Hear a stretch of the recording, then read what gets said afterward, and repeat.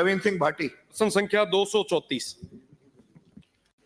माननीय सदस्य मंत्री जी। अध्यक्ष महोदय, आपके माध्यम से मैं माननीय सदस्य को बताना चाहता हूं कि जी हां, ये सही है कि पचपदरा रिफाइनरी क्षेत्र में रिफाइनरी की स्थापना से पूर्व स्थानीय खारवाल समाज द्वारा लवण क्षेत्र में स्थित नमक की खानों से नमक का उत्पादन किया जा रहा था।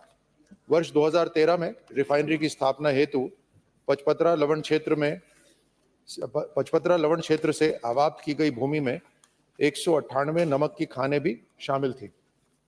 रिफाइनरी से प्रभावित 198 नमक खानों का शेष लवणीय भूमि पर पुनः स्थापित करने हेतु 7.85 करोड़ रुपए क्षतिपूर्ति के रूप में दिए जाने का निर्णय मंत्रिमंडल के स्तर से किया जा चुका है।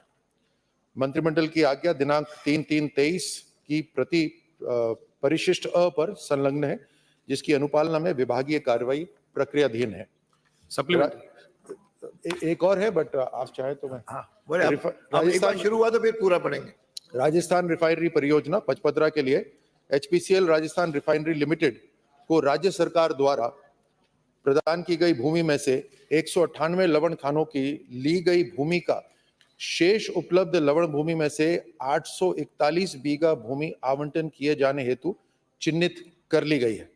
इन खानों को पुनः स्थापित करने हेतु राज्य सरकार द्वारा 7.85 करोड़ रुपए का डिस्टर्बेंस चार्ज का भुगतान किया जाएगा। ऐसी स्थिति में नए स्थान पर खाने स्थापित होने से इन्हें पुनः अपना कार्य एवं रोजगार का अवसर मिल सकेगा। माननीय सदस्य। माननीय मंत्री जी, निवेदन करना चाहूंगा कि 2013 में माननीय मंत्री जी नहीं, माननीय अध्यक्ष जी के मार्फत माननीय अध्यक्ष जी के माध्यम से मैं पूछना चाहूंगा कि विस्थापित जो लोग थे जिनकी खाने ली गई थी वो 2013 में अधिकृत कर ली गई थी। अभी तक उनको किसी तरीके का कोई जमीन नहीं मिली, न कोई क्षतिपूर्ति मिली है, और इसके बदले में, इसके एवज में कोई रोजगार में प्राथमिकता भी उन लोगों को मिली नहीं। वो कुल मिला के लोग बेरोजगार हो चुके हैं। प्रश्न पूछिए।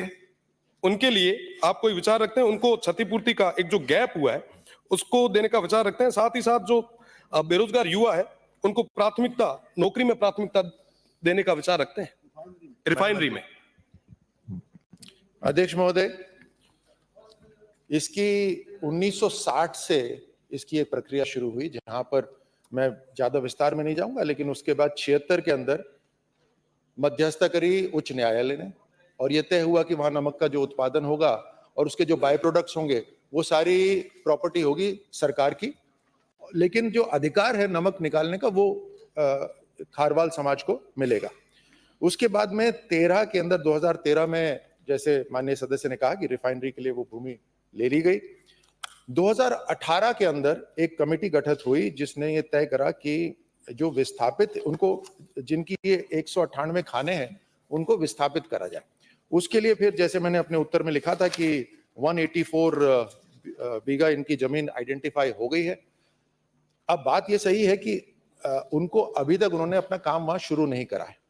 उसके लिए भी कलेक्टर की बलोत्रा की अध्यक्षता में एक बैठक हुई जिसमें खानों के जो खानदार के उन्होंने निवेदन करा कि मानसून समाप्त होने पर वो अपनी खुदाई शुरू करेंगे, और खुदाई के साथ साथ 40% खुदाई होने पर उनको पहला इंस्टॉलमेंट मिलेगा और 100% होने पर उनको पूरा पैसा दिया जाएगा। उसके साथ साथ उन्होंने, माननीय सदस्य ने यह भी कहा कि जो रिफाइनरी है उसके अंदर जॉब्स को लेकर ऐसा कोई अलग से विचार नहीं है, लेकिन जब नमक की खाने थी तो उससे एक इकोसिस्टम बनता है, उसी तरह रिफाइनरी आएगी तो उससे और भी बड़ा इकोसिस्टम बनेगा। आज भवन निर्माण हो रहा है, मशीनों का काम हो रहा है, वो डायरेक्ट एम्प्लॉयमेंट है। इनडायरेक्ट एम्प्लॉयमेंट में रेस्टोरेंट है, ट्रांसपोर्टेशन है, ये सारा इनडायरेक्ट जॉब है। तो रिफाइनरी के आने से और वहां पर जो जॉब अपॉर्चुनिटी बढ़ेगी, और उससे मुझे यकीन है कि, और स्पेसिफिक अगर मैं जवाब दूं माननीय सदस्य को, तो वो ये है कि इस अक्टूबर से मॉनसून खत्म होने के बाद जैसी उनकी खुदाई शुरू होगी उनको उस हिसाब से पैसा देना शुरू कर दें। रोजगार के लिए भी एक बार निवेदन है, उन तमाम लोग जिनकी जमीनें गई है उनके रोजगार के लिए भी आप इस हेतु क्या प्रयास करेंगे, सदन की मेज पे रखें? अध्यक्ष महोदय, वैसे तो उनका रोजगार की सुरक्षा करने के लिए ही वो 184 बीघा जमीन उनको दी गई है, और वहां पर उनको जो उनका डिस्टरबेंस हुआ है उनकी खुदाई के लिए भी पैसा दिया जा रहा है, तकरीबन 7 करोड़ रुपए उनको दिया जाएगा। लेकिन उसके अलावा इनडायरेक्ट जो एम्प्लॉयमेंट अपॉर्चुनिटी है वो भी अवेलेबल है। और वैसे भी जब मैं वहां उस क्षेत्र में जाऊंगा, जो कोई चर्चा होगी खारवाल समाज के साथ, माननीय सदस्य के साथ बैठकर उनसे भी चर्चा कर लेंगे। अगला प्रश्न धन्यवाद। श्री पितराम सिंह काला। Question number 309। माननीय मंत्री सर जी। उत्तर प्राप्त हो गया, आप चाहो एक पूर्व प्रश्न पूछ लेता हूँ।